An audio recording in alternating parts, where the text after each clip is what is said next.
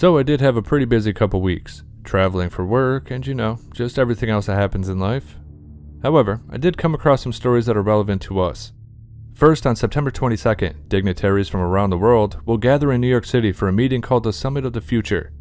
And I will be covering that, but I gotta watch all their speeches first. However, we do have a little sneak peek.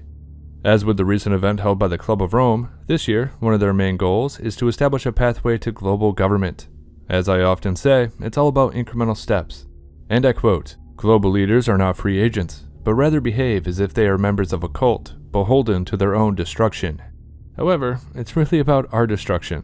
Yes, we're going to hear all about their pitch for ending national sovereignty, and it all starts with changing perceptions, from citizens of our respected nations to what they deem as global citizens.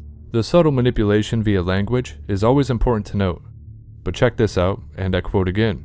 At the conference, world leaders will sign a pact for the future, an accord in which member states will pledge their allegiance, yeah, you heard me correctly, they want to pledge their allegiance to the UN as a central unifying government. So, yeah, pledging fealty to their global government, an unwavering commitment they claim. So yeah, it's basically technocratic feudalism. They say in their opening document, and I quote again, "We recognize that the multilateral system and its institutions, with the United Nations and its charter at the center, must be strengthened to keep pace with a changing world." Now, just keep in mind, you don't have to give up freedom or human rights because of the changing world. That's a ludicrous proposition and entirely void of logic. And I quote again, "Throughout this process, member states will repeatedly reaffirm their unwavering commitment to the UN, its charter, its purpose, its principles, and of course, Agenda 2030. They vow, yeah, they're going to vow to comply with the UN's International Court of Justice and promise to reform the international financial architecture." End of quote. So yeah, as we know, it's all about this new digital financial system, the new economic order. They're going to pitch programmable CBDCs and destroying your life if you dare to dissent. And that's because punishment is baked into their proposal. Be a good citizen, obedient and docile, or be subjected to their methods of persuasion, which includes blacklisting you from society as a whole. So yeah, sounds great. Now, a little side note. As you probably know, they tried to assassinate Trump once again. This time, it was a US citizen who traveled the world trying to recruit soldiers for the Ukrainian Foreign Legion. There's a ton of information about him making the rounds. Ian Carroll put out a great video about it. However, with Trump claiming he wants to avoid World War III, ending the war between Russia and Ukraine, would the intel agencies actually push somebody to commit this act so they can keep that war machine working? Well, yeah, I think so. And that's because what if World War III was always their plan? Now, when it comes to the national debt, I'm pretty sure World War would void all debts to those countries, and that includes China. And they could even use it as a precursor for destroying the BRIC financial system, because you gotta make sure the West's new economic order is the global standard, am I right? One thing people really have to keep in mind is that the Great Reset, Agenda 2030, all of it, it's not really about the environment. It's about creating a new economic system, something to replace the quote-unquote liberal world order and the rules-based international system that, places like the Council on Foreign Relations love to talk about. However, let's get back to the Pact for the Future. They go on to say in their document that it's all about equity. So yeah, there you go, there's that pitch for Marxism again. And I quote, "The reform of the international financial architecture should place Agenda 2030 at its center, with an unwavering commitment to investing in the eradication of poverty in all its forms." End of quote. It's pretty damn funny, and quite ironic that they're claiming this is going to end poverty as a whole, because in reality, this is just going to ensure that everybody's in poverty, perpetually, forever. Yes, what they speak about is called monetizing nature and taxing you for everything under the sun, quite literally. From the water you drink to the air you breathe, and it doesn't stop there. That we cannot let perfection be the enemy of good, right? Accounting standards took 150 years. I hope integrating natural capital into our accounting frameworks is not going to take another 100 because we don't have 100 years. In fact, I'm not even sure we have 10 years to wait, right? So we need to keep pushing while continuing to refine and enhance. And the best example I can give is carbon pricing. So today, carbon pricing, ETSs, carbon taxes already cover about 25% of global emissions, right? We should actually look at scaling this, right, to cover all 100% of carbon emissions. And beyond carbon, let's think about other aspects of nature that are easier to quantify, We probably will not be able to quantify everything on day one, but what about water?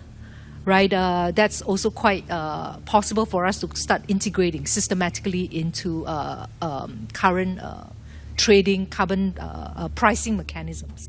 If something can be taxed, it will be. A system built upon greed and corruption. Now you might be saying that kind of sounds like we're moving to the exact same system we have now, and that's because it is. The same people running our current system are the ones developing this. So, what can you say? It's the same thing, the same scam. And I gotta say, it's also pretty funny to hear them talk about wealth redistribution all the time. Because as the pandemic led to the largest wealth transfer from the lower and middle class to the top 1%, this is going to do the same exact thing. All it is redistributing your wealth directly back to them. And then of course, as we talk about quite often, universal basic income is just going to act as a sort of allowance that's going to be based solely upon your compliance. I mean, really great ideas here. And yeah, that's sarcasm, alright? Altogether, this document lists 60 actions that member states should take. And nearly every single one of them, the agreement makes it clear that the country's interests revolve around the UN and its globalist system, rather than adhering to what's best for their own citizens.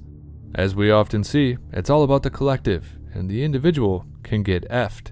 Now, proof of this is actually in a clause buried toward the end of the document, which requires member nations to embed UN agreements and resolutions into their own national laws. As I said, it's all about destroying national sovereignty, one step at a time. Now, the latest draft of this treaty was published the same exact week that a UN official was caught on a hidden camera, suggesting that the organization aims to be a one-world government with its own military power. Is globalism one of the goals for the UN? Absolutely. It's a threat to the absolute power of the United States. One of the defining features of this MAGA movement is the ultranationalism. And one of the main enemies are what they call the globalists, and the definition of a globalist. One of the objectives of the UN is to create an identity of a global citizen. They create this institution, which is the closest we've ever got to kind of like a world government. The United Nations does not have its own army. Should it? Absolutely. I'm not sure the United Nations as an institution is going to survive a second term by Donald Trump. The United States government funds 27% of the UN budget. Is that more than anyone else? By a long stretch. Now, some of that was pretty tough to hear, so let me give you a couple quotes. They created this institution, the UN, which is the closest we've ever got to this kind of world government, a world state. He goes on to say one of the objectives of the United Nations is to create an identity of a global citizen, of someone who shares an identity, a political identity, with everybody on the planet. And then, of course, as we talked about, he goes on to say that they need their own military. And yeah, just imagine these psychos with a new military division, global in scope. And really, to know this is a bad idea, all you have to do is listen to them. The very last people you should trust with anything are these people. This is why the 2024 election is so important. They will do anything and everything to ensure the US has a leader that's going to enable this vision. Not only are trillions and trillions of dollars on the line for these globalists, but really, everything is on the line for them. Now, just let a man hope, okay? But I believe Trump's win would signal the end of this so-called New World Order. As Yuval Harari has said, it could be the final death blow. Are you concerned that Trump might be elected again shortly? I think it's very likely. And if it happens, it is likely to be the kind of like the death blow to what remains of the global order. And he says it openly. Now again, it should be clear that many of these politicians, they present a false dichotomy, a false binary vision of the world, as if you have to choose between patriotism and globalism, between being loyal to your nation and being loyal to some kind of, global government or whatever. One can hope, right? One can hope. All of this, collectively, is to me the main reason as to why they're pushing for his assassination. Let me try to put it to you a different way. When half of the current global order is trying to create a new economic order, and there's seemingly just one guy in the way, well, I'll let you put the rest of it together for yourself. But don't be mistaken, it's not going to stop here. They will do anything and everything to maintain their grasp on power. So yeah, I don't think I'm going out on a limb to suggest that the craziness is not going to stop here. And I don't think we've seen the end of the chaos just yet. Some quote-unquote unexpected event is going to befall us, so keep your eyes open. We're going to pick up the next video right here. We still have a lot more to talk about. And so, with that said, I'll see you in a few days.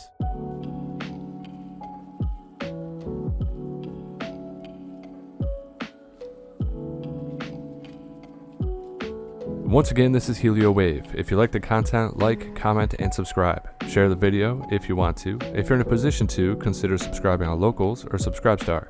As always, make sure you disobey those true fascistas, and yes, I do hope you have a good night.